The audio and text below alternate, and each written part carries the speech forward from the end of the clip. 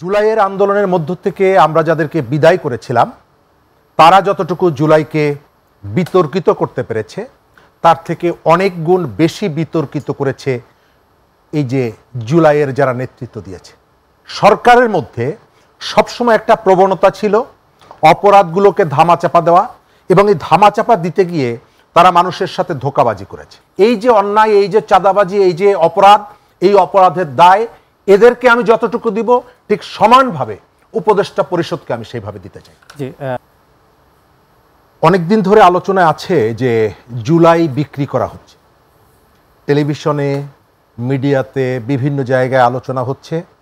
জুলাইয়ে যারা সব থেকে ঝুঁকি নিয়েছিল, জুলাইয়ে যারা বন্দুকের গুলির সামনে বুক পেতে দিয়েছিল, তারা পরবর্তীকালে স্খলনের রাজনীতির মধ্যে পড়ে তারা সেই জুলাইয়ের পবিত্রতা রক্ষা করেনি। জুলাইয়ের আন্দোলনের মধ্য থেকে আমরা যাদেরকে বিদায় করেছিলাম তারা যতটুকু জুলাইকে বিতর্কিত করতে পেরেছে তার থেকে অনেক গুণ বেশি বিতর্কিত করেছে এই যে জুলাইয়ের যারা নেতৃত্ব দিয়েছে। এই বিতর্কিত করার পেছনে তাদের রাজনৈতিক উদ্দেশ্য আছে, অর্থনৈতিক উদ্দেশ্য আছে, এবং আমরা ক্রমশই দেখতে পাচ্ছি যাদের উপরে মানুষ ভরসা করেছিল, যারা একটা নয়া বন্দোবস্তর নামে একটা ভিন্ন ধরনের রাজনীতির কথা বলে এসেছে গত এক বছর ধরে, তাদের মধ্যে কত ধরনের অন্ধকার এটা এখন আর তারা টিকিয়ে রাখতে, গোপন করে রাখতে পারছে না। এই প্রক্রিয়ার সঙ্গে সর্বোচ্চ জায়গা থেকে সর্বনিম্ন ব্যক্তি পর্যন্ত জড়িয়ে গেছে। আমরা যে খবরগুলো শুনছি, কোন খবরগুলো শুনছি? যখন কেউ ধরা পড়ছে অন্যায় করে, গ্রেপ্তার হতে যাচ্ছে, অথচ পুলিশ তাদেরকে ধরছে না, সোশ্যাল মিডিয়া আসছে, তখন আমরা জানতে পারছি যে এই সমন্বয়ক জুলাইকে বিক্রি করতে গিয়ে সে বিভিন্ন জায়গায় তাদের চেহারাগুলো আমরা দেখতে পাচ্ছি। কিন্তু প্রথম দিকে এটাকে গোপন করে রাখার চেষ্টা হয়েছে, এবং এই জুলাই যোদ্ধাদেরকে এই সংগঠনগুলোর নেতারা তাদের অপরাধকে আড়াল করার চেষ্টার কারণে এরা আজকে এখন বেপরোয়া। একটা তথ্য দিয়ে রাখি, দেশ রূপান্তর 15 সেপ্টেম্বর 2024 সালে, অর্থাৎ গত বছর কিছুদিন, জুলাই অভ্যুত্থানের কিছুদিন পরেই এই কথাটি তিনি বলেছিলেন। সার্জিস আলম তিনি বলেছিলেন যে ছাত্রদের চেতনায় চাঁদাবাজি নেই, কেউ করলে ব্যবস্থা। ধন্যবাদ। এরা এই ধরনের মুখরোচক কথা বলেছে।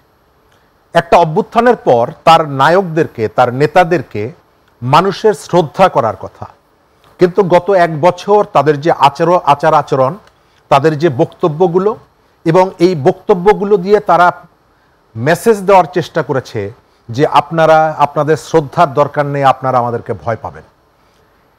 এই ছাত্রনেতাদেরকে এখানে নিয়ে আসার পেছনে আমি শুধুমাত্র তাদের লোভের কথা বলছি না, আমি মনে করি যে এদের অভিভাবক যারা, রাজনৈতিক অভিভাবক, প্রশাসনিক অভিভাবক, তারা নানা কায়দায় এদেরকে আশকারা দিয়ে এই জায়গাটায় নিয়ে এসেছে।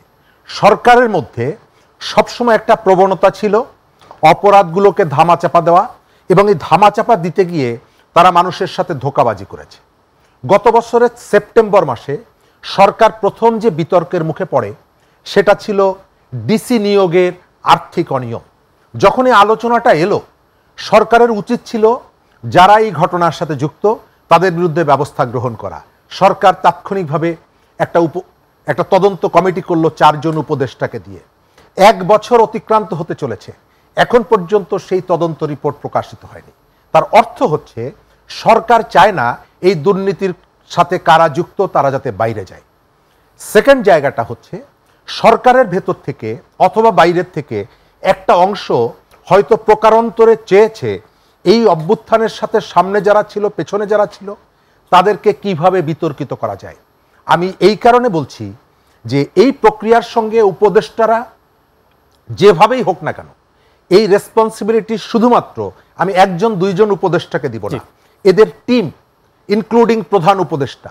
আপনি একজন কলেজের ফার্স্ট ইয়ারের একটা স্টুডেন্টকে আপনি রেলের কমিটিতে সদস্য করছেন, বাণিজ্য মন্ত্রণালয়ের কমিটির সদস্য হচ্ছে, স্বরাষ্ট্র মন্ত্রণালয়ের কমিটির সদস্য হচ্ছে, তাদের এক্সপেরিয়েন্সটা কি, এই জায়গাগুলোকে তারা কিভাবে সহযোগিতা করতে পারে, এই কাজটি করতে গিয়ে আপনি তাদেরকে পথটা দেখিয়ে দিয়েছেন। এবং এই শক্তিটাকে ব্যবহার করে এই যে রিয়াদের যে ভিডিওটা বেরিয়েছে, থানায় ওসিকে ধমকাচ্ছে, একটা বিশ্ববিদ্যালয়ের ফার্স্ট ইয়ারের স্টুডেন্ট এই যে ধমকাচ্ছে, এই স্পেসটা করে দিয়েছে প্রধান উপদেষ্টার থেকে শুরু করে উপদেষ্টারা। সুতরাং এই যে অন্যায়, এই যে চাঁদাবাজি, এই যে অপরাধ, এই অপরাধের দায় এদেরকে আমি যতটুকু দিব ঠিক সমানভাবে উপদেষ্টা পরিষদকে আমি সেইভাবে দিতে চাই।